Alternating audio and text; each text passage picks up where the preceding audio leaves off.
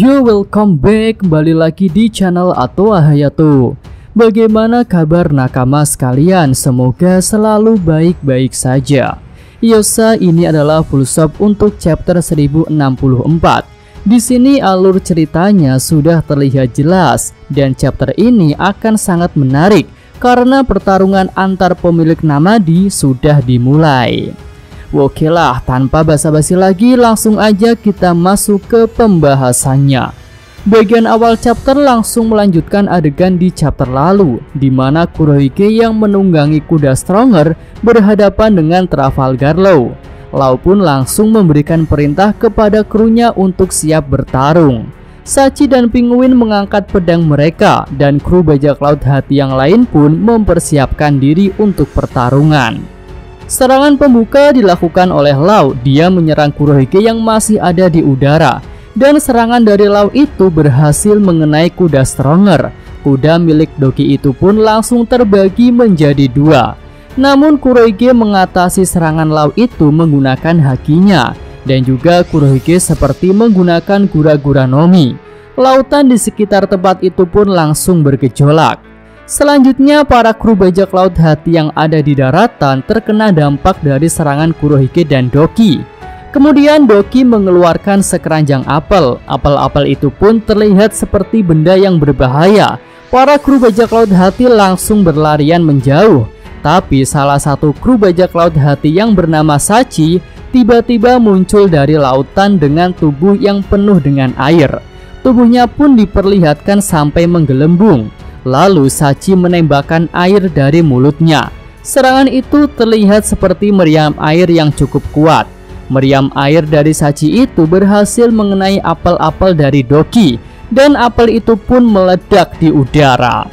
Ledakan yang dihasilkan terlihat kuat dan akan jadi masalah besar jika apel-apel itu sampai meledak di daratan. Selanjutnya Law mengaktifkan krum di pedangnya. Jelas dia akan menggunakan teknik awakening pada pertarungan ini. Lalu Van Augur mengamati pergerakan Law. Dia pun terlihat akan melakukan sesuatu. Tapi sebelum penembak jitu itu bergerak, Janebird sudah bersiap untuk mengawasinya. Van Augur pun jadi tidak melakukan apapun. Nah, serangan Law diluncurkan itu merupakan serangan yang kuat dan bisa dengan telak mengenai tubuh Kurohige. Sama seperti ketika serangan Law menembus tubuh Big Mom dan Law mengalirkan gelombang kejut yang kuat. Serangan itu pun telak mengenai bagian dalam tubuh Kurohige. Kurohige yang masih ada di udara langsung jatuh ke bawah dan menderita beberapa luka. Dan kali ini Van Augur akhirnya bergerak. Dia berteleport langsung ke atas ke lokasi Kurohige yang sedang terjatuh. Lalu Van Augur berteleport lagi dan memindahkan tubuh Kurohige dari atas langsung ke daratan. Kurohige pun mendarat dengan mulus. Dia langsung bisa berdiri dan sudah siap untuk melanjutkan pertarungan melawan Law. Sementara itu kapal selam bajak laut hati melakukan serangan kepada kapal Kurohige yang ada di permukaan laut. Beberapa kru bajak laut hati juga bisa menyelam dan berenang dengan baik. Mereka membawa tombak untuk ikut melakukan serangan. Selanjutnya ada adegan yang menunjukkan Puding berada di sel tahanan. Dia terlihat cukup babak belur. Lanjut lagi kita kembali ke adegan pertarungan. Law memanjangkan pedangnya yang sudah dilapisi oleh krum dan langsung mengarah kepada Kurohige. Tapi kali ini Kurohige sudah bersiap untuk serangan itu. Dia pun menggunakan teknik gura-gura Nomi di tangan kanannya untuk menangkis pedang Law yang memanjang. Selanjutnya Kurohige mengaktifkan kemampuan Yami Yami Nomi di tangan kirinya dan bersiap untuk menyerang balik. Ekspresi Law terlihat sangat mewaspadai teknik Yami Yami Nomi yang akan digunakan oleh Kurohige. Selanjutnya Akainu yang ada di markas angkatan laut menerima laporan tentang pertarungan yang melibatkan bajak laut Kurohige versus bajak laut hati. Ya, lanjut lagi kita beralih ke Pulau Egghead. Suasana masih menunjukkan bekas ledakan yang terjadi karena robot Kuma. Robot Kuma pun diperlihatkan masih berpatroli untuk mencari Luffy dan yang lainnya.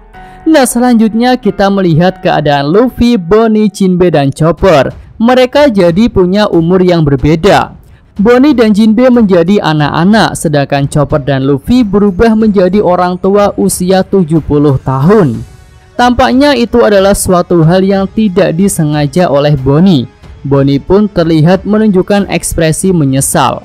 Di sini mereka berbincang-bincang tentang Kuma, dan Jinbe membayangkan sosok Kuma yang sedang memakai mahkota raja. Selanjutnya Bonnie mencari sesuatu di bekas reruntuhan, dan dia pun menemukan sebuah gagang pedang yang punya beberapa tombol. Setelah Bonnie menekan tombol itu, muncul pedang laser yang terlihat kuat. Bonnie pun langsung mencoba untuk mengayunkan pedang laser itu, dan ternyata efek serangannya memang cukup baik. Selanjutnya mereka semua terlihat sudah kembali normal. Bonnie pun memutuskan untuk membawa pedang laser yang dia temukan, dan selanjutnya mereka terlihat akan bergerak. Ya, scene berganti lagi ke lokasi timnya Zoro. Di sini kapal Sanigo dibawa terbang oleh robot Vega Force. Mereka terbang cukup tinggi dan pemandangan di bawah terlihat luar biasa. Tim Zoro akhirnya melihat pemandangan kota futuristik yang mengagumkan. Tak lama kemudian mereka sampai di bagian atas pulau. Tempat itu terlihat seperti telur yang terbuka. Selanjutnya kita melihat Franky, Sanji, Usopp, Robin, dan Nami turun dari kapal. Suasana di pulau ini pun terlihat hangat. Mereka tidak kedinginan. Lalu sebelum masuk ke pulau, mereka berganti pakaian menggunakan sebuah mesin yang cukup besar. Dan pakaian mereka pun berubah menjadi futuristik dengan ciri khas sepatu bot yang besar. Tapi untuk Sanji, bajunya sama seperti Jinbe, yaitu pakaian bergaya tropis.